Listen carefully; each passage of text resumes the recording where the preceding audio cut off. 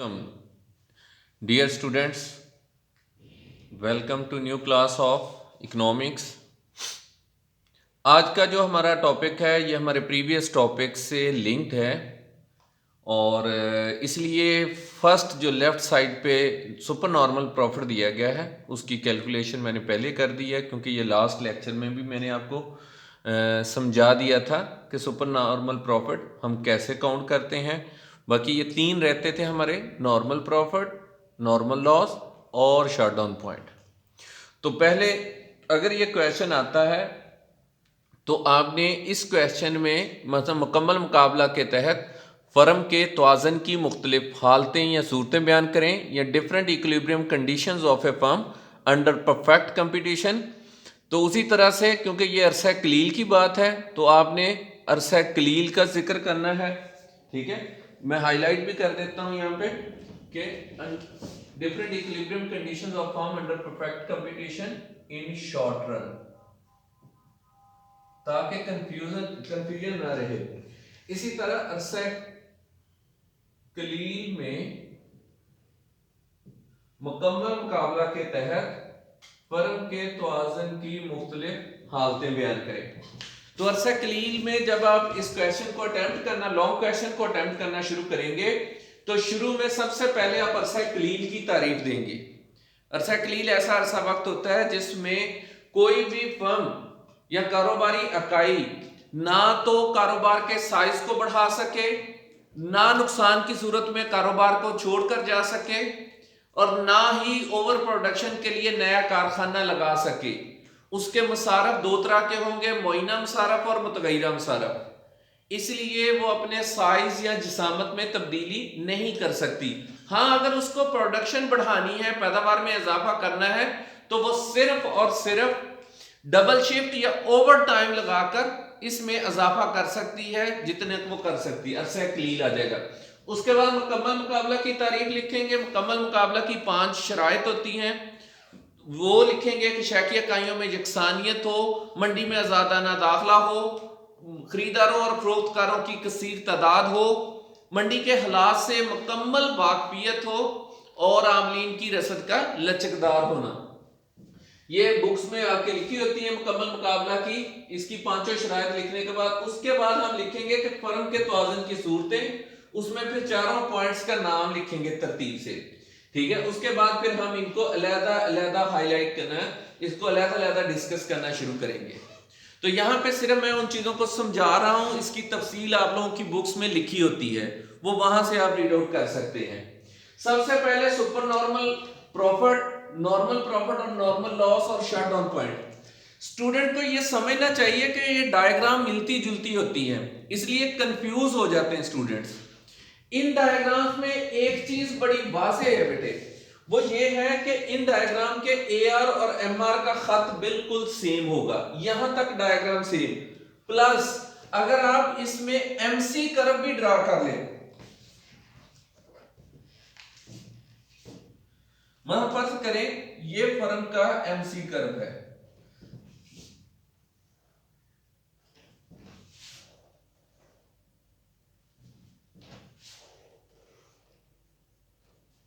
अगर MC curve draw हो जाता है तो ऑटोमेटिकली ये इक्विलिब्रियम पॉइंट आ जाता है और ये आउटपुट आ जाती है।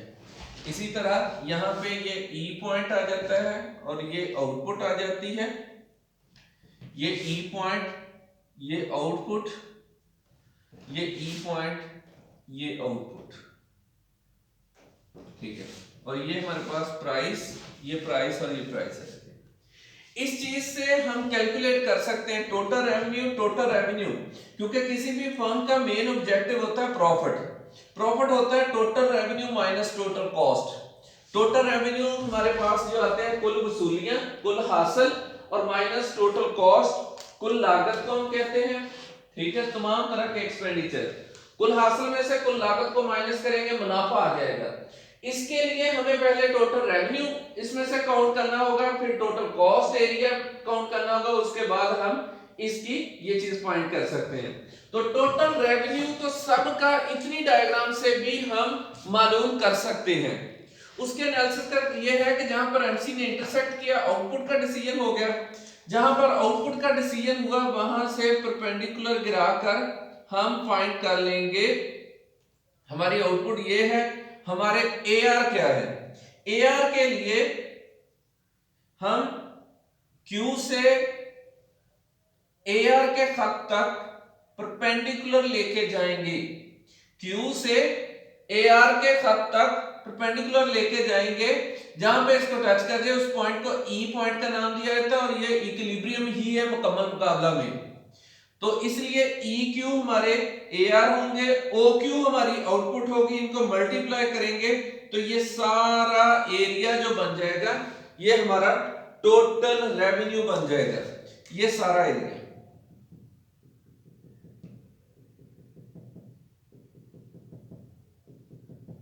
OQEP ये हमारे टोटल रेवेन्यू होंगे, ठीक है। उसके बाद हमने कॉस्ट मेजर करनी है। कॉस्ट का अभी मैं आपको एक्सप्लेन करता हूं कि ये किस तरह से हम मेजर करेंगे, लेकिन उसी का मैं यही चीज जो, क्योंकि चारों डायग्राम को बनाने का मकसद यही था कि आपको हाईलाइट कर दी जाए कि इसमें कॉमन चीजें क्या हैं। यहां तक सब डायग्राम्स सेम है, यानी अगर हम इसके भी AR फाइंड करेंगे, TR फाइंड करेंगे, वो OQEP ही होंगे। इसके भी TR फाइंड करेंगे तो वो OQEP ही होंगे। फार्मूला आपने यही लिखना है, सम का अलग-अलग। आपकी बुक्स में भी लिखा होता है कि AR multiply by Q, OQ, EQ multiply by OQ, OQ multiply by EQ और OQEP। सिमिलरली हम यहां पे भी इसी तरह से ये मेजर करेंगे तो ये आ जाएंगे, ठीक है, OQEP, और यहां पर भी टोटल रेवेन्यू हमारे OQEP ही आ जाएंगे। यहां तक चारों डायग्राम्स में कोई चीज भी डिफरेंस के साथ नहीं है, सब चीजें कॉमन है, यहां तक सारी डायग्राम कॉमन है। सिर्फ डायग्राम में जो फर्क आएगा वो मैं रेड कर्व से ड्रा करने लगा हूं, वो AC कर्व का आएगा, वो आप नोट कर लीजिएगा। अगर वो क्लियर हो जाता है तो चारों डायग्राम्स क्लियर हो जाएंगी, फिर मैं उनकी कैलकुलेशन बता दूंगा। सुपर नॉर्मल प्रॉफिट में AC का कर्व E पॉइंट से नीचे बनेगा, ये इसका मिनिमम पॉइंट होगा जहां पे एमसीसी कट करेगा इसको। इस डायग्राम में नॉर्मल प्रॉफिट में AC का कर्व E पॉइंट से गुजरता हुआ बनेगा। नॉर्मल लॉस में ये E पॉइंट से थोड़ा ऊपर बनेगा और सुपर नॉर्मल लॉस में ये और ज्यादा ऊपर हम इसको शिफ्ट कर देंगे। जी स्टूडेंट्स, अगर पहली डायग्राम आपके ज़हन में क्लियर हो, वो आप रिवाइंड करके भी देख सकते हैं कि वो चीज में अगर ये रेड कर्व के बगैर देखें तो सारी चीजें कॉमन थी। फर्क क्या है इस रेड कर्व का, यहां पर AC कर्व जो थे ये E पॉइंट से नीचे है, सुपर नॉर्मल प्रॉफिट में ये E पॉइंट से गुजरेंगे और नॉर्मल लॉस में ये E से अबव होंगे और शट डाउन पॉइंट ये सुपर नॉर्मल लॉस में ये E से काफी ऊपर होंगे। यहां पर एक क्वेश्चन रेज होगा, वो जब यहां पे पहुंचूंगा तो वो मैं एक्सप्लेन करूंगा। अब हम इस क्वेश्चन में टोटल कॉस्ट मेजर करते हैं। टोटल कॉस्ट के लिए आप यहां पे ये पॉइंट लेते हैं कि Q पॉइंट पे जो हमने सबसे पहले आउटपुट का डिसीजन किया था कि हमारी पैदावार क्या होगी, उस पैदावार पे हमने मेजर करना है कि सबसे पहले हमारे एवरेज कॉस्ट क्या होंगे। तो यहां से परपेंडिकुलर लेके जाना है, जहां पर एवरेज कॉस्ट के कट को पॉइंट को छू जाए, फर्ज करें मैं इसको F पॉइंट नाम दे देता हूं। स्टूडेंट गलती करते हैं वो इस पॉइंट को समझ लेते हैं या फिर इसको नीचे लेते हैं और यहां पर ये इसको टच करने के बाद ऊपर को जाए, नहीं, मिनिमम पॉइंट वो होता है AC का जहां MC इसको कता कर रहे होते हैं और F पॉइंट वो पॉइंट होगा जहां पर इस आउटपुट पे AC पॉइंट को जाकर छुएगा था परपेंडिकुलर, वो पॉइंट आएगा। अब इसी पॉइंट से हम एक स्ट्रेट लाइन लेके जाएंगे इधर को, ये मैं ग्रीन से लगा देता हूं ताकि आपको रेड में कंफ्यूज ना हो। ये FG पॉइंट हो जाएगा, ठीक है, इसको भी मैं F और G पॉइंट, इन दोनों के दरमियान हमारे पास आ जाएगी, ये पॉइंट आ जाएगा। इसको अब हम देख सकते हैं कि अब हमारे पास एफ क्यूब, ये हमारे पास आ गए एवरेज कॉस्ट, ओ क्यू ये हमारे पास आ गए आउटपुट, पैदावार आ गई। पैदावार को हम एवरेज कॉस्ट से मल्टीप्लाई करेंगे तो हमारे पास टोटल कॉस्ट आ जाएंगे, that is O Q F G, O Q F G, ये आ जाएंगे हमारे पास ओ क्यू एफ जी, ये वाला एरिया, ये एरिया। और जो ग्रीन डॉटेड एरिया था ये टोटल रेवेन्यू था। अब अगर आप देख सकते हैं तो इतना ग्रीन एरिया जो है ये एक्स्ट्रा बच गया, ये फर्म का प्रॉफिट होगा। तो इसको हम मेजर करते हैं कि फर्म का प्रॉफिट क्या होगा, तो वो हमारे पास आ जाएगा total revenue O Q E P minus O Q F G, ये हमारे पास आ जाते हैं कि इन दोनों में से, इस एरिया में से ये एरिया माइनस कर दें टोटल कॉस्ट का, तो रिमेनिंग हमारे पास रह जाएगा E F G P, E F G P, this is our profit. क्योंकि मैंने एक चीज आपको शुरू में लास्ट लेक्चर में बताई थी कि अगर आपके पास, मैं यहां पे लिख देता हूं, अगर आपके पास total revenue greater than total cost हो, super normal profit, total revenue equal to total cost हो, normal profit, total revenue less than total cost हो, देन लॉस आता है। क्लियर? तो इसका मतलब कि यहां पे हमारे total revenue greater than total cost है, तो ये हमारा आ गया प्रॉफिट। तो ये प्रॉफिट ग्रीन शेडेड एरिया से वाज़ेह हो रहा है यहां पे। क्लियर? यहां तक उम्मीद है कि ये चीज वाज़ेह हो गई होगी, क्योंकि ये लास्ट लेक्चर में भी मैंने ये चीज एक्सप्लेन की थी। अब फर्दर हम करते हैं नॉर्मल प्रॉफिट के लिए। नॉर्मल प्रॉफिट में हमारे पास आ जाता है टोटल रेवेन्यू, तो वही होंगे ओ क्यू ई पी। अब हमने मेजर करने हैं टोटल कॉस्ट, वो आएंगे average cost multiply by quantity, इसी मेथड से। एवरेज क्वांटिटी तो हमने डिसाइड कर ली, ओ क्यू ही हम प्रोडक्शन कर रहे हैं, इतनी चीज प्रोड्यूस कर रहे हैं, जहां पे एमसी खत ने एमआर को ऊपर को जाते हुए पता किया, वो हमारी आउटपुट का डिसीजन हो गया कि इतनी चीज हम प्रोड्यूस करेंगे। अब इस पॉइंट पे हमने एसी देखने हैं, तो यहां से परपेंडिकुलर उठाएं, जहां पर एसी के खत को कता कर जाए, ये ई पॉइंट आ गया। ई क्यू हमारे पास यहां पर आ जाएंगे एवरेज कॉस्ट, इसको इससे ज़रब देंगे तो definitely O Q E P, हमारे एवरेज कॉस्ट और हमारे एवरेज रेवेन्यू भी बराबर है, इसी तरह हमारे टोटल रेवेन्यू और टोटल कॉस्ट भी बराबर है। इसलिए यहां पर ये वाली कंडीशन फुलफिल हो रही है, तो ये हमारे पास ब्रेक इवन पॉइंट कहलाएगा। Total revenue is equal to total cost, so इसको ब्रेक इवन पॉइंट भी कहते हैं। जब कोई भी बिजनेसमैन कहता है ना कि आजकल खर्चे पूरे हो रहे हैं, तो असल में वो अपनी दुकान का किराया, अपने पैसे का सूद, अपनी जमीन का लगान, अपनी मेहनत की उजरत, अपनी तंजीम का मुनाफा, सारा कुछ अपनी कॉस्ट में शामिल किए हुए बैठा होता है। तो जब उसकी कॉस्ट पूरी हो रही होती है तो उसको नॉमिनल सा प्रॉफिट हो रहा होता है, इसलिए इसको नॉर्मल प्रॉफिट कहते हैं। तो ये हमारे पास आ जाता है नॉर्मल प्रॉफिट, जहां पर टोटल रेवेन्यू टोटल कॉस्ट के इक्वल होते हैं। उसके बाद आ जाते हैं लॉस की सूरतें। ये दोनों चीजें लॉस की कंडीशंस हैं। बुक्स में अगर आप गौर करेंगे तो इनमें एबीसी कर्व भी बने हुए हैं इनके नीचे, लेकिन उनकी प्रॉफिट में हमें जरूरत नहीं होती, इसलिए ना भी बनाए तो कोई इशू नहीं, लेकिन लॉस में जाकर हमें वो चीज बनानी पड़ेगी, क्योंकि ये चीज जो है total revenue less than total cost, ये लॉस तो शो कर देती है, लेकिन ये नहीं बताती कि लॉस है कितना। पहले मैं यहां पे लॉस एक्सप्लेन कर दूं, उसके बाद फिर मैं आपको एक्सप्लेन करूंगा कि लॉस है कितना। क्लियर? तो एक चीज तो बात हो गई कि टोटल रेवेन्यू हमारे ओ क्यू ई पी है,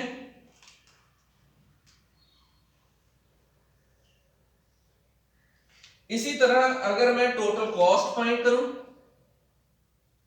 तो उसी तरह से हम यहां से परपेंडिकुलर यहां तक ले जाएंगे, क्योंकि एवरेज कॉस्ट मालूम करना है, इसको मैं एफ पॉइंट दे देता हूं, एफ क्यू, ये एवरेज कॉस्ट आ गया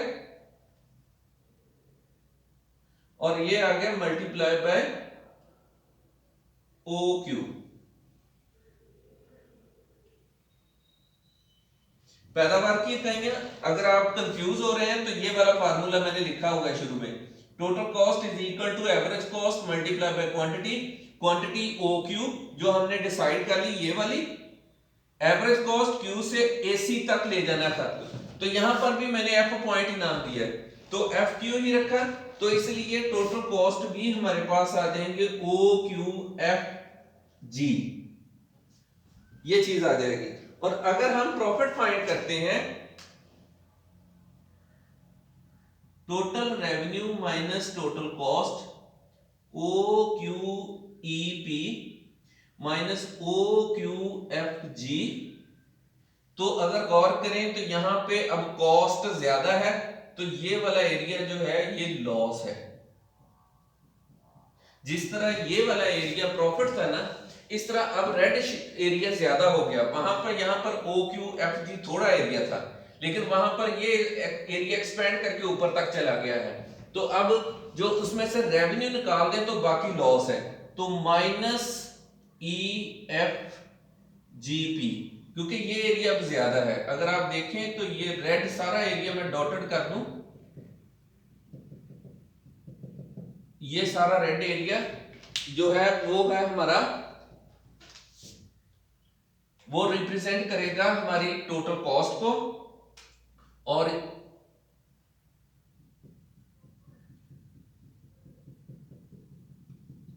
ये ग्रीन वाला एरिया रिप्रेजेंट करेगा टोटल रेवेन्यू को।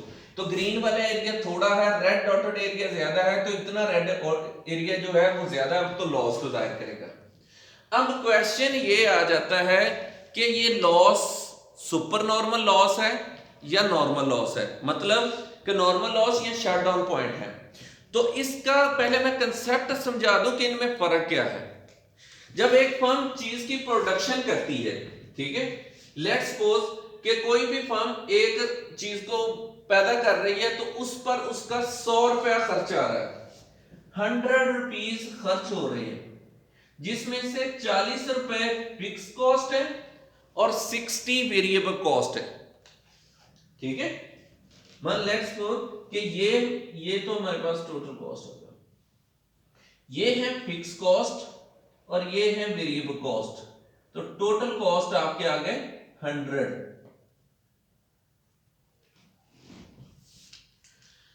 40 रुपए वो मसारफ होंगे अरसा कलील में जो फर्म को हर हाल में बर्दाश्त करना पड़ेंगे। ये होता है बिल्डिंग का किराया या मुस्तकिल मुलाजमीन की तनख्वाहें वगैरह। मुतगैया मसारफ वो मसारफ होते हैं जो कारोबार करेंगे तो बर्दाश्त करना पड़ेंगे, कारोबार नहीं करेंगे तो बर्दाश्त नहीं करना पड़ेंगे। इसलिए अगर वो कारोबार बंद करे तो ये तो खत्म हो सकते हैं, लेकिन ये फर्म को हर हाल में फिक्स कॉस्ट देने पड़ेंगे। फर्ज करें 40,000 रुपया आपका फिक्स कॉस्ट है, या 40 रुपया आपके फिक्स कॉस्ट है, 60 रुपए वेरिएबल कॉस्ट है। कारोबार बंद करते हैं तो वेरिएबल कॉस्ट तो जीरो हो जाएंगे, मुतगैया मसारफ सिफर हो गए, लेकिन मुइना मसारफ आपको हर हाल में अदा करने पड़ेंगे। तो अब आप जो लॉस होगा उसको मेजर करेंगे, क्या वो 40 से कम है, आपके फिक्स कॉस्ट से कम है तो आप कारोबार करेंगे। क्यों?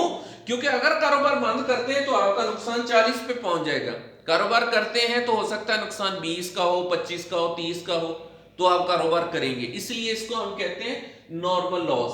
तो इसकी कंडीशन ये है कि अगर आपके total revenue greater than total variable cost हो, यानी 60 से ज्यादा आपके टोटल रेवेन्यू है, कुछ हिस्सा फिक्स कॉस्ट का भी पूरा हो रहा है, तो नॉर्मल लॉस है। लेकिन अगर आपके टोटल रेवेन्यू इक्वल हो जाए टोटल कॉस्ट के, टोटल वेरिएबल कॉस्ट के, कुल मुतगैया मसारफ के, तो वो शट डाउन पॉइंट है, फिर बिजनेस में फर्म कारोबार छोड़कर चली जाएगी। तो अब इसका मतलब ये हुआ कि हमने ये मेजर करना है कि हमें लॉस कितना हो रहा है, क्योंकि इस डायग्राम में तो हम डाटा यूज नहीं कर रहे, ये तो सिर्फ समझाने के लिए था। तो अब हमने ये देखना है कि क्या टोटल रेवेन्यू और टोटल वेरिएबल कॉस्ट बराबर है या इससे ज्यादा है। तो अब हमें इंट्रोड्यूस करवाना पड़ेगा यहां पे एबीसी कर्व को, एवरेज वेरिएबल कॉस्ट।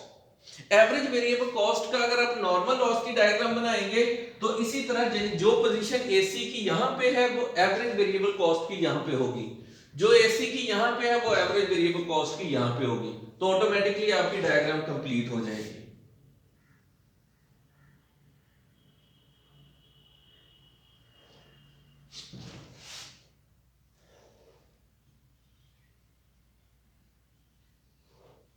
फर्क सिर्फ जो आप लोगों ने याद रखना है वो ये होता है कि जब भी आप एवरेज वेरिएबल कॉस्ट का कर्व बनाएंगे ये शुरू में एसी कर्व से ज्यादा फासले पे होगा और आहिस्ता आहिस्ता आहिस्ता आहिस्ता क्लोज होता जाएगा।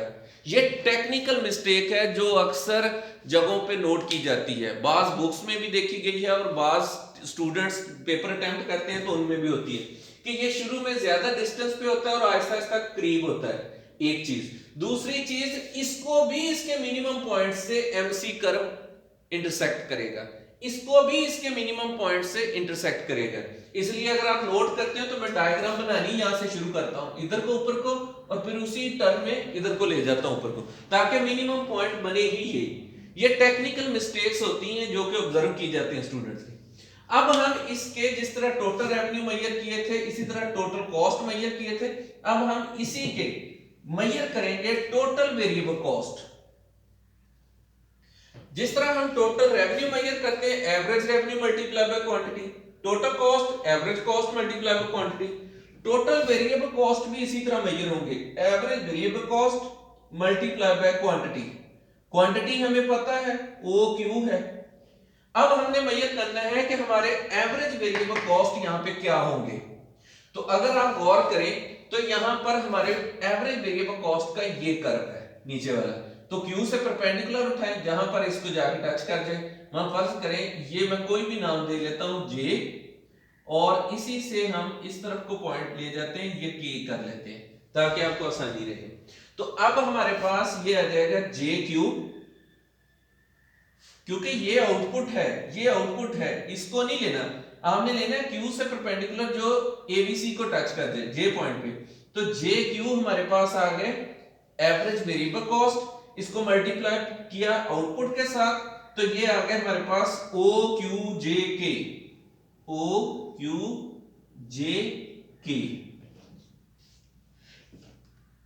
ये हमारे पास आ गए टोटल वेरिएबल कॉस्ट। और अगर आप अब वो चीज देख लें कि ये चीज पूरी हो रही है, वाकई पूरी हो रही है क्योंकि ये वाला एरिया जो है ना ये शेडेड एरिया हमारे पास आ गए हमारे टोटल वेरिएबल कॉस्ट, जबकि ये जो ग्रीन डॉटेड एरिया था OQEP ये हमारे पास आ गए हमारे टोटल रेवेन्यू। तो इसका मतलब कि हमारे टोटल रेवेन्यू इतने ज्यादा हैं इससे, तो इसका मतलब कि लॉस कम है। लॉस फिक्स कॉस्ट अब हमारे पास टोटल जो कॉस्ट है ना उसमें से अगर एवरेज वेरिएबल कॉस्ट निकाल दें, ठीक है, एवरेज वेरिएबल कॉस्ट निकाल दें तो बाकी जो बचेगा ये वाला फिक्स कॉस्ट है। ये ग्रीन और रेड जो एरिया है ना ये हमारा फिक्स कॉस्ट है, ये सारे का सारा, ठीक है। इसको मैं दे देता हूं, ये आ गया वेरिएबल कॉस्ट, ये आ गया फिक्स कॉस्ट, ये दो एरिया, उसमें से ये रेवेन्यू कवर कर रहा है, आधे फिक्स कॉस्ट पूरे हो रहे हैं आधे नहीं हो रहे। तो इसका मतलब है कि हमारे total revenue greater than total variable cost है, इसलिए फर्म यहां पे नॉर्मल लॉस बियर कर रही है। यही चीज अगर हम लास्ट डायग्राम में जाते हैं तो इसका मतलब है कि हमारा ये जो जे के पॉइंट है ना blue shaded area, average variable cost इसी तरह से total variable cost average variable cost multiply by quantity, तो हमारे पास ये बन जाएगा।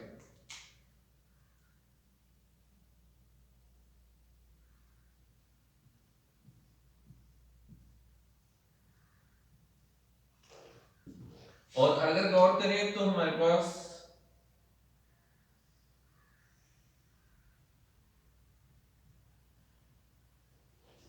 तो सारा लॉस जो है ये वाला ये सारा फिक्स कॉस्ट के बराबर है।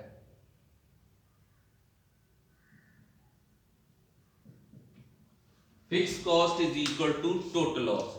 तो यहां पे वेरिएबल कॉस्ट तो पूरे हो रहे हैं, total revenue is equal to total variable cost, ये तो पूरे हो रहे हैं कि ये दोनों बराबर हैं, कि जितने हमारे रेवेन्यू हैं उतने ही हमारे टोटल वेरिएबल कॉस्ट है, जो कि कारोबार करेंगे तो बर्दाश्त करना पड़ेंगे, बंद करेंगे तो ये जीरो हो जाएंगे।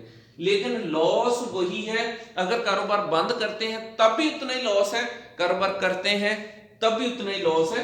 तो ये वो पॉइंट आ जाता है जहां पे फर्म डिसीजन मेकिंग में चली जाती है कि उसको कारोबार करना चाहिए या कारोबार बंद करना चाहिए, क्योंकि अगर इससे थोड़ी सी भी कॉस्ट इंक्रीज की है तो ऑटोमेटिकली उससे बेहतर है वो कारोबार बंद कर देगा। तो इसलिए ये फर्म का शट डाउन पॉइंट आ जाता है, जहां पर फर्म के टोटल रेवेन्यू OQEP वो टोटल वेरिएबल कॉस्ट OQEP के बराबर होते हैं। क्लियर? और ये दोनों जो होते हैं ये लेस होते हैं टोटल कॉस्ट से। तो ये हमारा बहुत ही अहम सवाल है, बड़ा टेक्निकल क्वेश्चन है। उम्मीद करता हूं कि काफी हद तक चीजें आपको क्लियर हो गई होंगी।